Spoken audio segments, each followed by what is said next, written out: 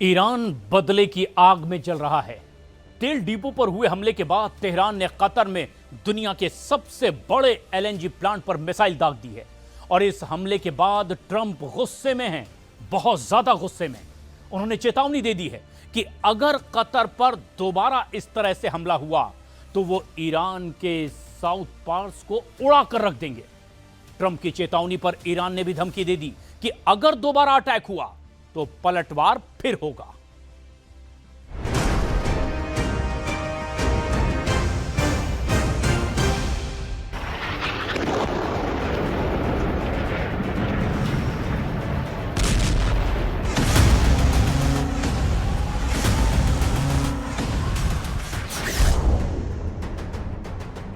धरती के इस हिस्से में हर तरफ आग है, काला धुआं है और सिर्फ बर्बादी है। युद्ध का फैसला अब हथियार नहीं, ऑयल फील्ड की तबाही से होगा। ट्रंप ने धमकी दे दी है कि ईरान का एक भी तेल का कुआं अब सलामत नहीं रहेगा। ईरान ने जवाब दिया कि ट्रंप के दोस्तों के तेल के मैदान को वो राख कर डालेगा। खाड़ी में अमेरिका के दोस्त जिसके पास तेल है, गैस है, वो अब ईरान का क्रोध झेल रहा है। सऊदी अरब की सबसे बड़ी तेल कंपनी आरामको पर फट रहे हैं ईरान के ड्रोन बम। कतर की सबसे बड़ी ऑयल सिटी रास लफान पर ईरान के मिसाइलों का तूफान। कुवैत के सबसे बड़े पेट्रोलियम रिफाइनरी मीना अल अहमदी में शाहिद ड्रोन के धमाके। संयुक्त अरब अमीरात के बाब और हबशान गैस प्लांट पर भयानक हमला। ईरान दुश्मनी निभा रहा है अमेरिका से, इजराइल से, इन दोनों देशों के दोस्तों से। ईरान जमकर दुश्मनी निभा रहा है। ईरान ने सुपर पावर की सबसे कमजोर नस दबा दी है। ईरान ने पावर हाउस जलाने शुरू कर दिए हैं।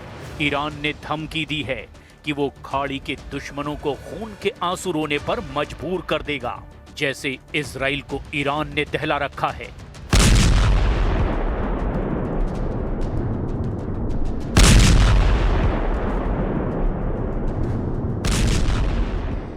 तेल अवीव पर फट रही ईरान की मिसाइलों ने कोहराम मचा रखा है। तेल अवीव पर ईरान के साथ हिजबुल्लाह फाइटर्स ने भी बमबारी शुरू कर दी है। गुजरे 7 घंटे में इजराइल पर ईरान ने 8 राउंड में मिसाइलें फायर की है। ईरान की घनघोर पिटाई से घबराए इजराइल को बचाने के लिए यूएस नेवी ने अपने जंगी बेड़े को लाल सागर की तरफ भेज दिया है। यूएसएस गेराल्ड आर की करंट लोकेशन लाल सागर में दक्षिण पश्चिम की ओर है। अमेरिका की मुश्किल ये है कि वो इजराइल को गार्ड करता है तो ईरान खाड़ी देशों को दहलाने लगता है। जब सुपर पावर खाड़ी देशों का कवच बन रहा है तो ईरान तुर्की पर टूट पड़ता है। हालांकि फिलहाल युद्ध का फोकस एनर्जी सेंटरों को तबाह करने पर लगा है। इसकी शुरुआत इजराइल ने की है। इजराइल ने ट्रंप की परमिशन से ईरान के साउथ पार्स गैस फील्ड को मिसाइलों से पाट दिया है। ईरान की साउथ पार्स दुनिया का सबसे बड़ा गैस फील्ड है। ये फारस की खाड़ी में 9,700 वर्ग किलोमीटर में फैला हुआ है। साउथ पार्स गैस प्लांट में करीब 51 ट्रिलियन क्यूबिक मीटर गैस होने का अनुमान है। साउथ पार्स फील्ड ईरान और कतर के बीच बटा हुआ है। इसका बड़ा हिस्सा कतर की तरफ है, जिसे सबसे पहले 1971 में खोजा गया था।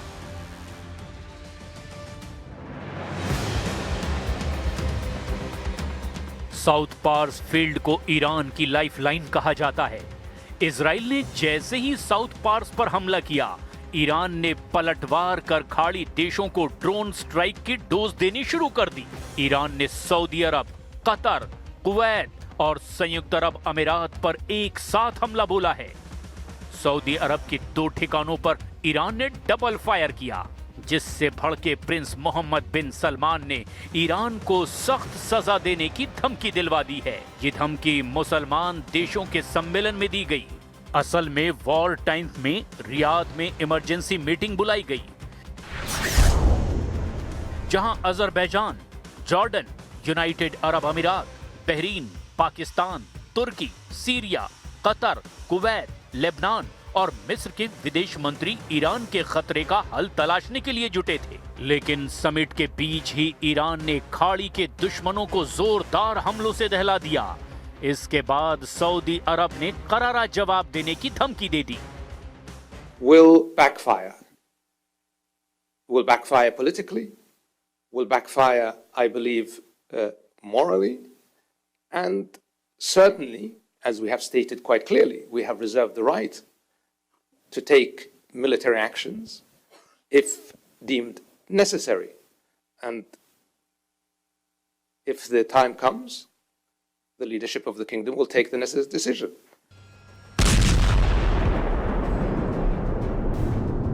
ईरान के ताबड़तोड़ हमलों का असर ये हुआ कि नेटो चीफ मार्क रूटे ने यूरोपीय देशों को चेतावनी दे डाली है। मार्क रूटे ने कहा कि ईरान को रोकना बेहद जरूरी है, नहीं तो खाड़ी के बाद ईरान यूरोप से बदला जरूर लेगा। I think that's very important. This is important for European security, for the Middle East. It is vital for Israel itself. A nuclear Iran would potentially have been a direct threat to the future of Israel, but again, to the whole Middle East and to Europe. Iran ने खूंखार तेवर अपना लिए हैं। Supreme leader Mustafa Khamenei ने secret war headquarter Qeshm island को active कर दिया है। केशम आइलैंड फारस की खाड़ी में ईरान का सबसे बड़ा द्वीप है। ये हॉर्मुज स्ट्रेट के मुहाने पर है, जहां से दुनिया का लगभग 20 से 25% कच्चा तेल गुजरता है।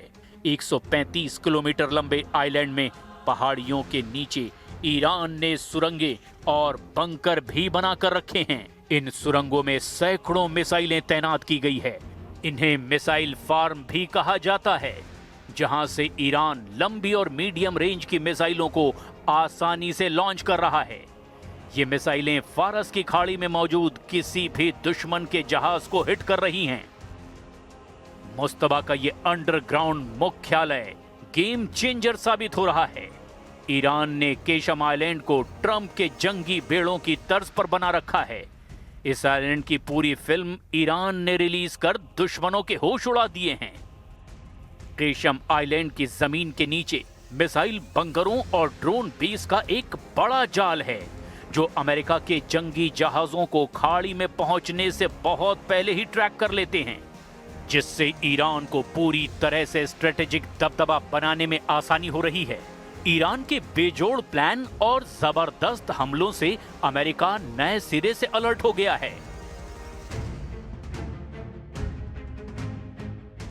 ट्रंप ने फ्रांस के राष्ट्रपति इमैनुअल मैक्रों से फोन पर बात करते हुए कहा कि एनर्जी सेंटर पर हमले पूरी दुनिया की मुश्किलें बढ़ाने वाले हैं।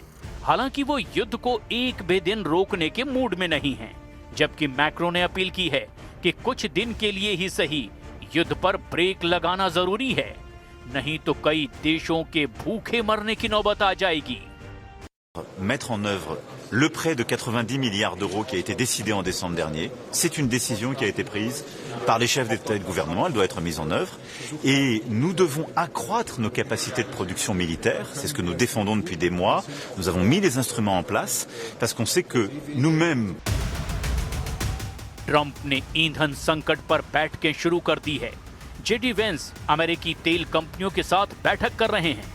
ट्रंप को माइंडसेट बदलने पर ईरान ने मजबूर कर दिया है।